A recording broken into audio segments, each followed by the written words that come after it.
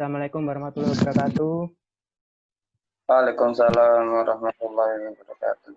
Sebelumnya, terima kasih buat Mas Samsul mau meluangkan waktunya untuk melakukan sesi wawancara tentang manajemen.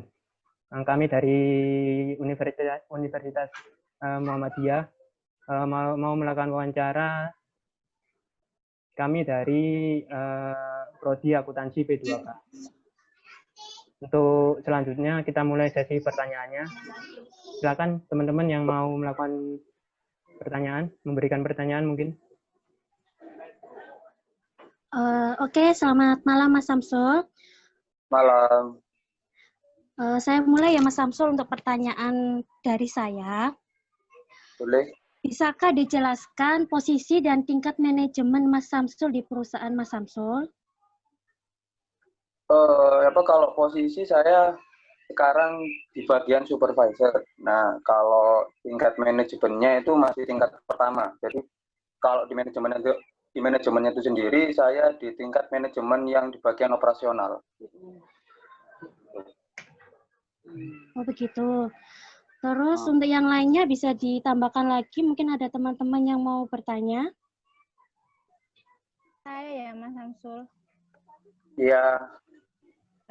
Kalau pertanyaan dari saya, Mas Samsul ini udah berapa lama nempatin posisi jadi manajer ini dalam perusahaan Mas Samsul?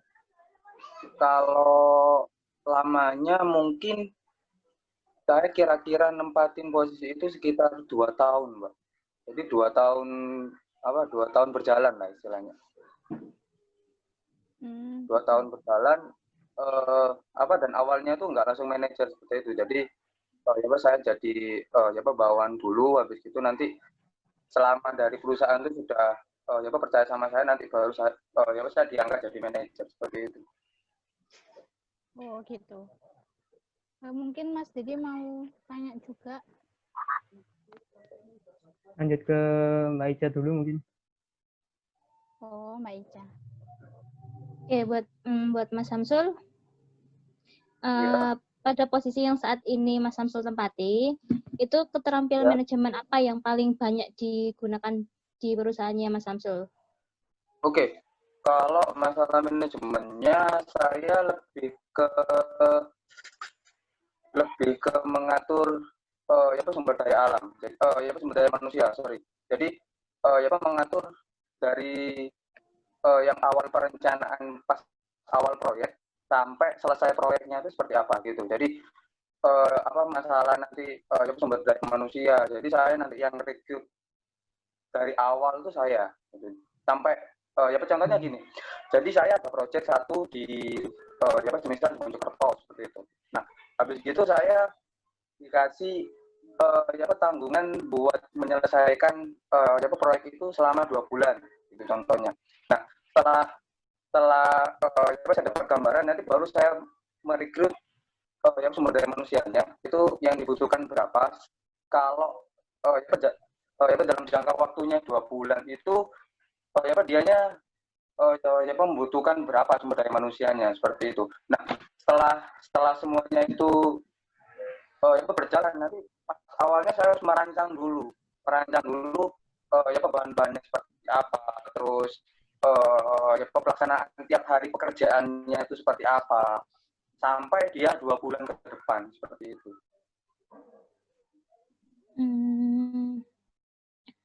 Sumber manusianya itu bisa dicontohkan sumber manusianya seperti apa ya Mas Samsul ya?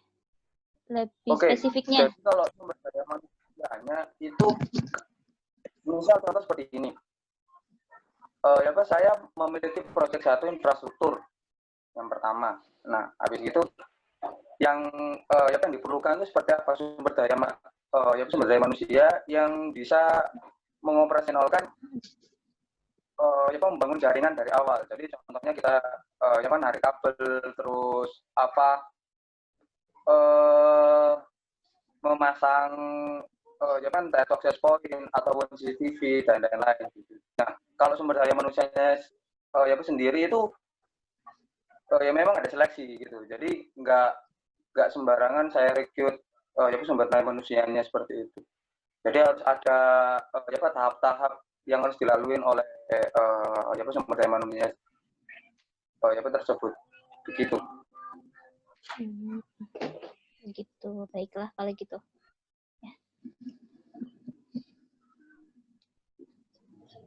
Ya boleh disambung sama pertanyaan lainnya mungkin. Oke, pertanyaan selanjutnya untuk Mas Samsul.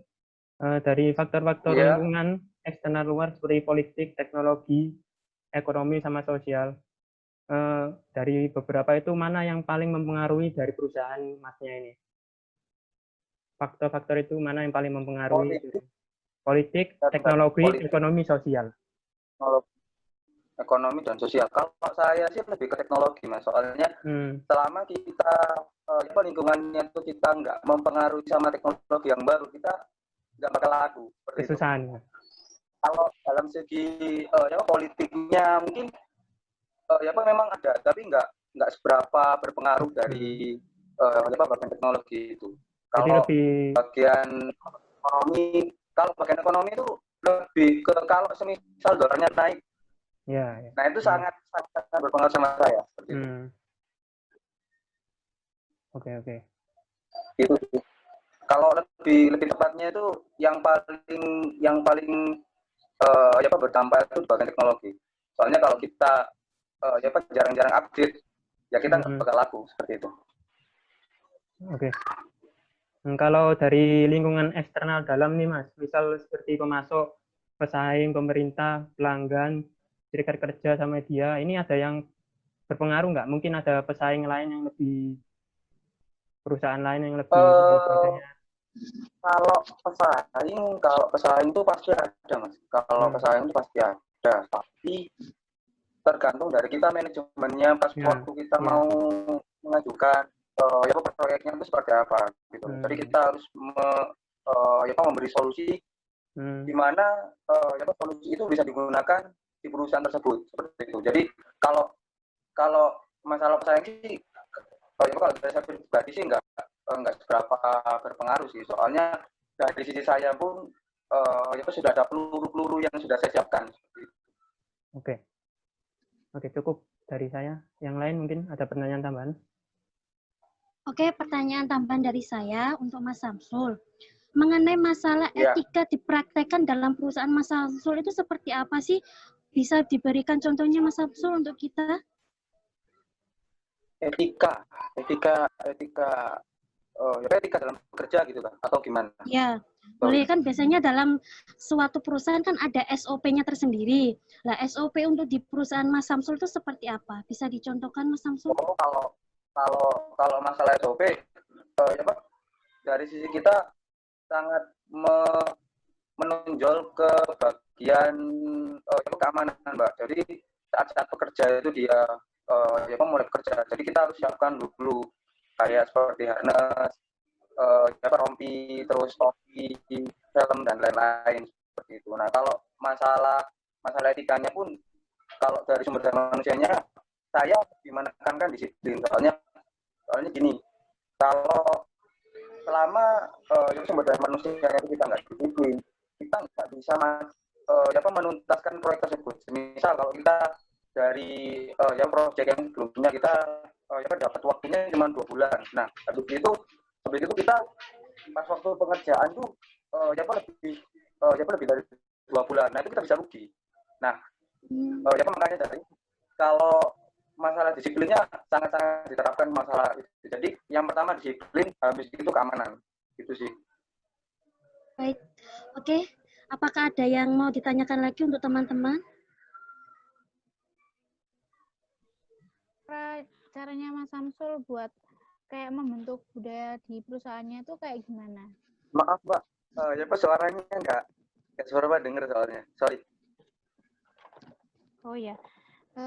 Itu apa caranya Mas Samsul buat ngebentuk budaya yang ada di perusahaannya itu kayak gimana gitu?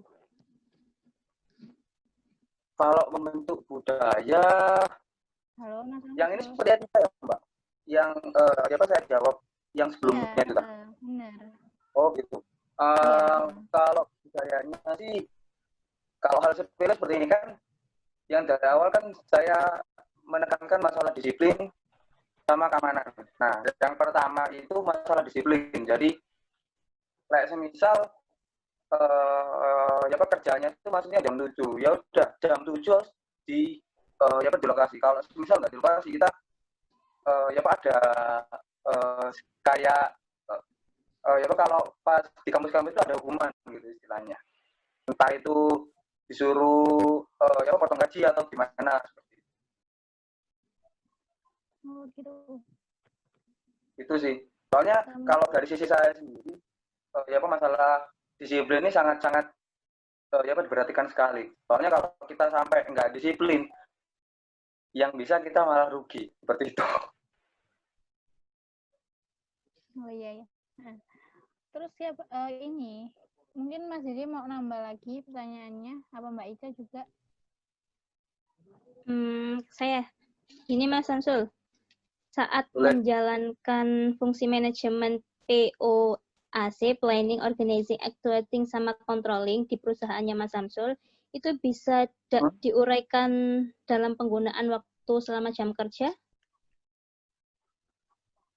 Maksudnya? Mungkin dulu. Secara job desk-nya Masnya ini seperti apa ya? Mungkin seperti job desk-nya Masnya ini seperti apa gitu di sana, Mas? Nah, ini mungkin lebih spesifiknya itu seperti job desk-nya Mas Samsul di situ.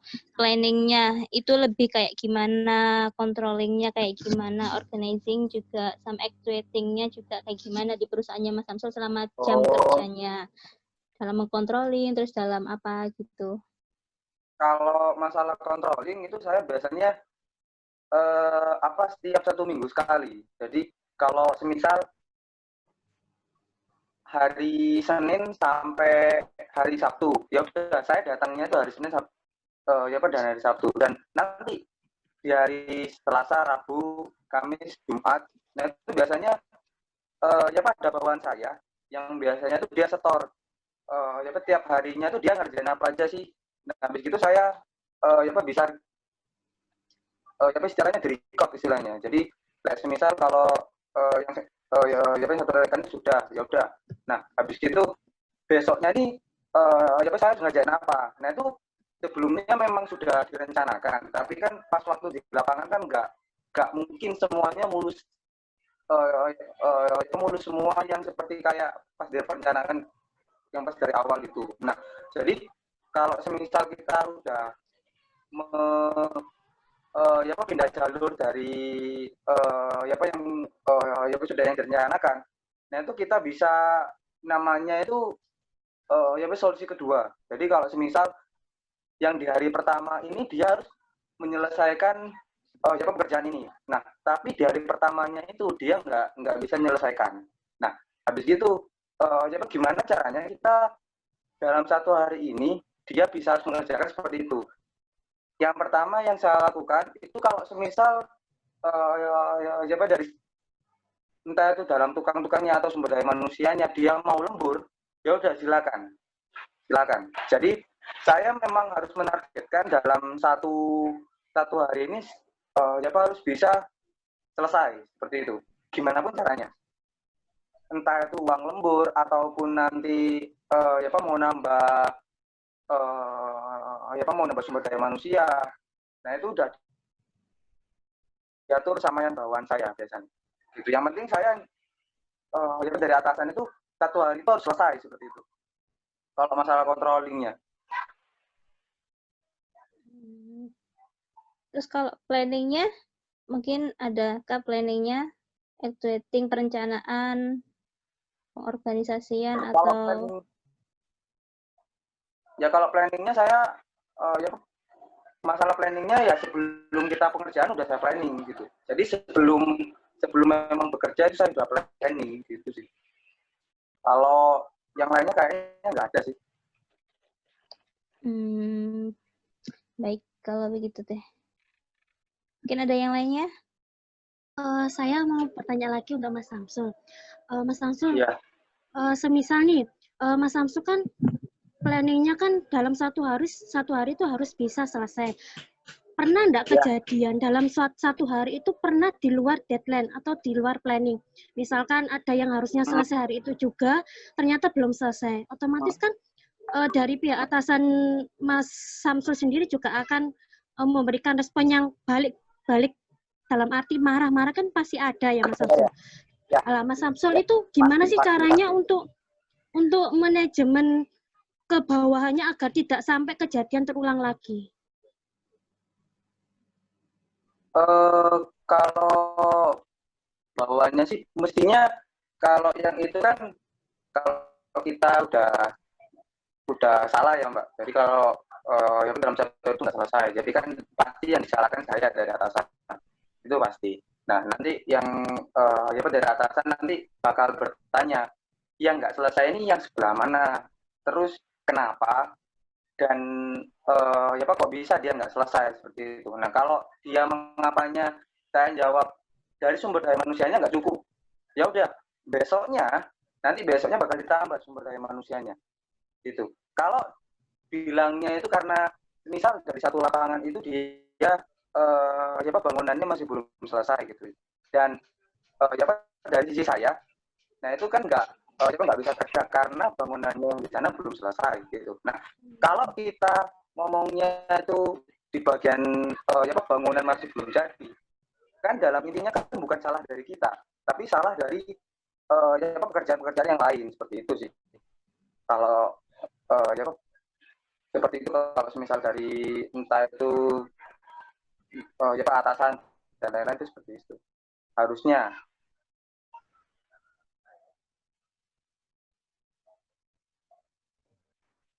Oke, saya kembalikan lagi untuk Mas Dede, bisa diteruskan lagi. Dari teman-teman, ada pertanyaan lagi mungkin yang mau diajukan? Atau cukup ini aja?